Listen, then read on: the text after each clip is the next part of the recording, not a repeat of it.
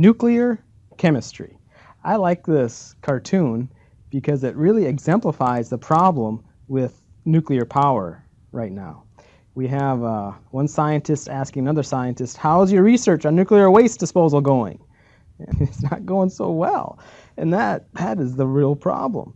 Nuclear power is great. I mean, this is not smoke. This is water vapor. So it's a very clean source of power. It's not generating carbon dioxide and those other greenhouse gases. The bad, though, is this nuclear waste that's generated. And what do you do with it all? It's getting ugly because every single nuclear power plant in our country doesn't know what to do with the nuclear waste that it's generating.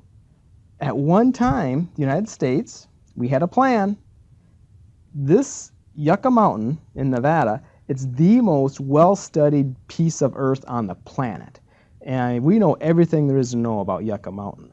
So we were going to dig some tunnels with this huge bore machine, and we were going to, and they got a few about 9 miles done before politics got involved, and they said, nope, we're not going to store our waste in Nevada. So it's just everything's in the air right now. We don't know what to do with our nuclear waste. Radioactivity.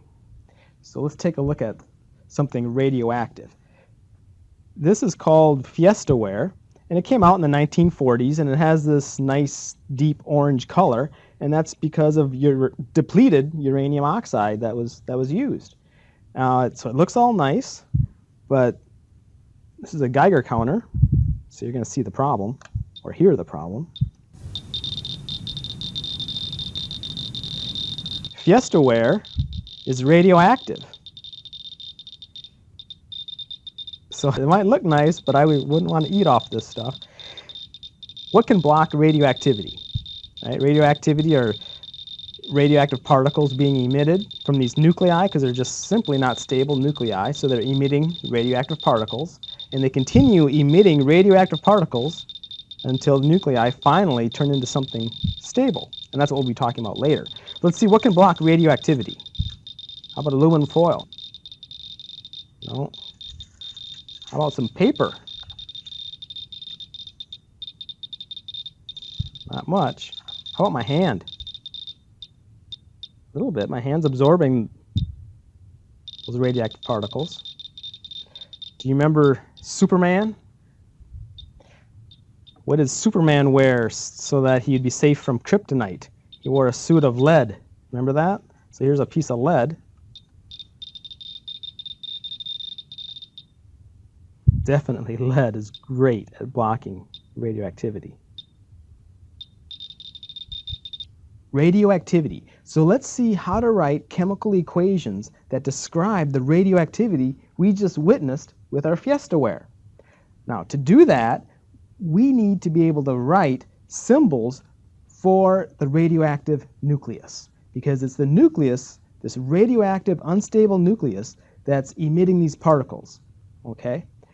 And that's what we need to write. We need to be able to write a symbol that describes the nucleus.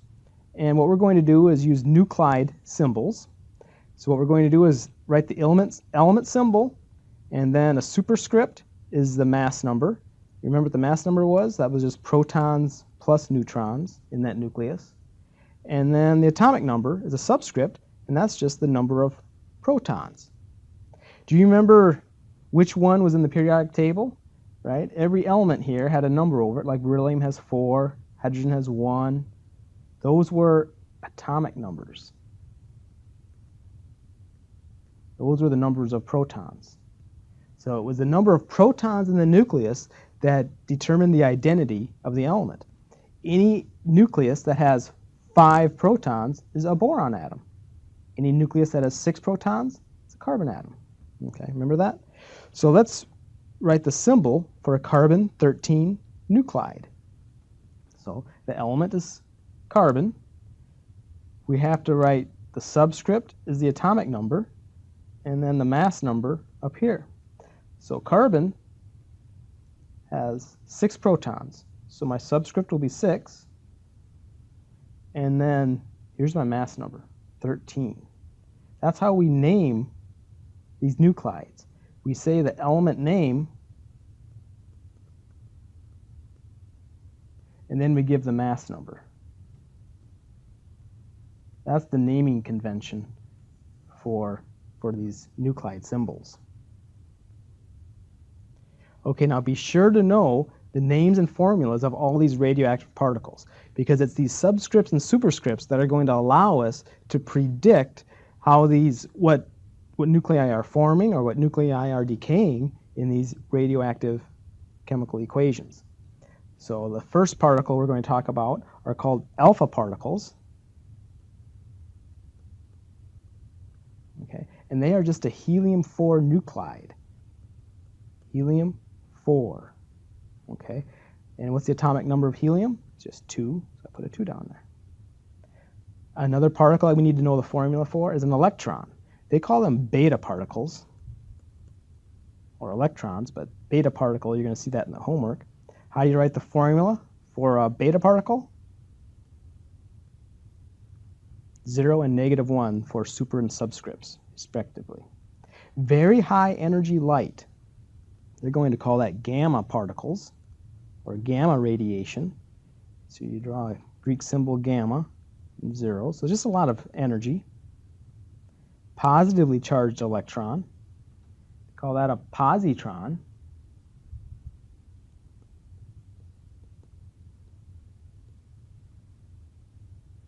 E0, positive 1. And our last one here is a neutron. Okay, this will be an N01. Okay, since it's a neutron, so there's no protons, that's why it has a 0 down here, and has a 1 up there for the mass number. Balancing nuclear reactions. A nuclear reaction is balanced when the sum of subscripts and superscripts are the same on both sides of the reaction. So let's see if we can balance this. We have fluorine 18 nuclide undergoing positron emission. It's emitting a positron. So what will this new element be after this nuclide emits a positron? Well, the subscript has to be an 8. The superscript has to be 18, right? Because the subscripts and superscripts have to be the same on both sides. So what has 8 protons? 8 protons is oxygen. So that's a nuclide. That's oxygen 18 nuclide. Why does radioactivity occur in the first place? A nucleus is radioactive or stable depending on the ratio of protons to neutrons in the nucleus. So too many neutrons in a nucleus or not enough neutrons in a nucleus of an atom will make it radioactive. A nucleus with 20 protons requires about how many neutrons to be stable? So this kind of question is answered with the belt of stability. And particles want to be in this cloud, right? And this is where the belt of stability is. If you have this correct ratio of neutrons to protons, you're going to be stable. So if you have 20 protons, here's 20 protons, you'll be right here. How many neutrons do you need? Well, kind of go up to the belt of stability, the red dots, and go across.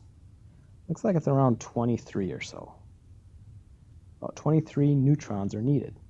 So if you have 20 protons, 23 neutrons are needed to be stable. A nucleus with 80 protons, so find 80, 80 protons, go straight up here, somewhere around here, right, and go across. But 120 neutrons is needed to be stable in that nucleus. No atom with more than how many protons can be stable? Well, so what's the maximum number of protons? So where does this belt of stability end? Pretty much right around here. And that's right around 110 protons, somewhere around there. Common nuclear decay reactions. So the homework will say this nuclide is undergoing alpha emission. Well, then you draw an alpha particle as a product. Beta emission. but a beta particle as a product. Positron emission, well then a positron has to be on the product. Gamma emission, it's kicking out a gamma particle. Electron capture, now we finally have something on the reactant side. So why are these reactions occurring? Because they will change the ratio of protons to neutrons in the nucleus. If you're down here somewhere, if you only have like 80 protons and 40 neutrons, you're going to undergo electron capture and or positron emission, and that will move you into the belt of stability. That's the game that's happening here.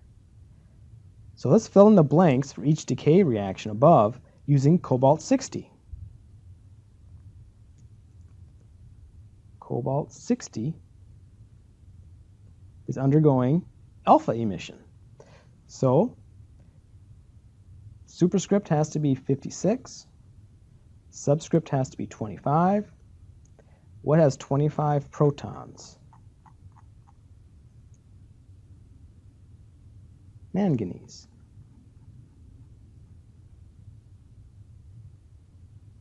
So do that for each of these and see if you can get the right answers.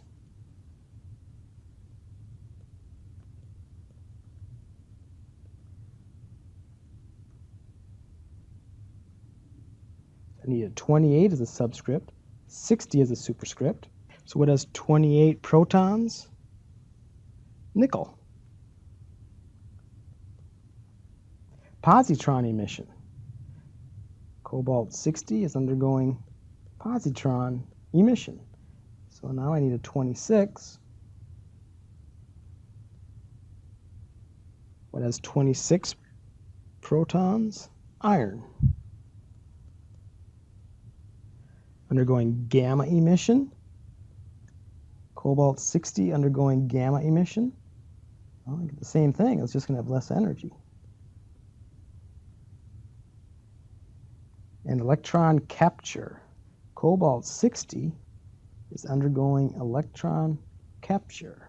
So superscript has to remain at 60. Subscript needs to be 26. So notice how positron emission and electron capture give you the same result. Write the nuclear equation for the decay of phosphorus 32 to sulfur 32 by beta emission. So a beta particle has to be on the product side. So sulfur has 16 protons. Phosphorus has 15. Does that look right? Yeah, subscript and superscript the same on both sides. Scandium-41 is artificially produced radioactive isotope. It decays by emitting a single positron. Write the nuclear equation for this decay. Scandium-41.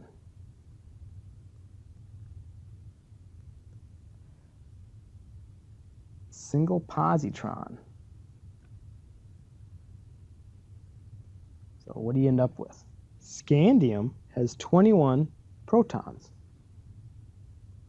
So what I'm going to end up with here is something with 20 protons, and 41 is the mass number. So I'm going to end up with calcium-41 nuclide. Fill in the missing parts in the below reactions. So just make sure subscripts and superscripts are the same. So I'm going to have what here? My subscript has to be a 2. My superscript has to be a 3, right? Because 3 plus 27 is 30. 2 plus 12 is 14. So what has 2 protons? Helium does. Helium-3. Curium was first synthesized by bombarding an element with alpha particles. The products were curium-242 and a neutron. What was the target element? So here's the products. I'm producing curium-242. and a neutron. I bombarded an element with alpha particles. So I'm slamming an alpha particle into what? This is what they want to know. That's my target. There's my target element. Curium has 96 protons. So that means my target element has to have 94 protons and 243 and 239 as a mass number. So what has 94 protons? Pu. So the idea here, I think, is really twofold. One is know how to write these, know the names and formulas of all these nuclide symbols so you can write these radioactive decay equations. And just remember, some of the subscripts and superscripts on both sides have to be the same. Then you know they're balanced. The other idea is that the reason why decay occurs in the first place is that the nuclei do not have the correct ratio of protons and neutrons to be stable. So if you do have the right ratio of neutrons to protons, you're going to fall in this belt of stability.